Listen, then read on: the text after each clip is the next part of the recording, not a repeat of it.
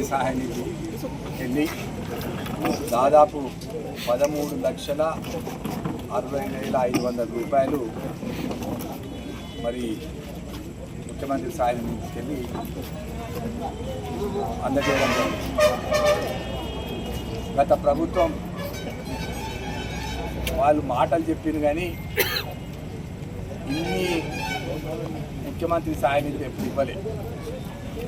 మరి మిత్రులు మన వేములవాడ శాసనసభ్యులు ప్రభుత్వ వ్యక్తి గారు వారి సహకారంతో మరి ఇప్పటి వరకు కొరుట్ల నియోజకవర్గంలో దాదాపు 3 కోట్ల పైన ముఖ్యమంత్రి సహాయ నిధికి వెళ్ళి ఎవరైతే అనారోగ్య పరిస్థితుల్లో హాస్పిటల్లో అడ్మిట్ అయిన వాళ్ళకు తన వంతు సహాయం ప్రభుత్వం చేస్తూ ఉన్నది.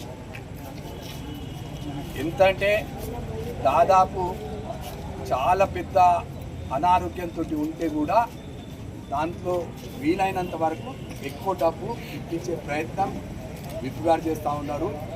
వారికి నేను వినిపించుకుంటున్నాను. ముఖ్యమంత్రి గారు కూడా మొన్న మాట్లాడినప్పుడు చెప్పడం జరిగింది.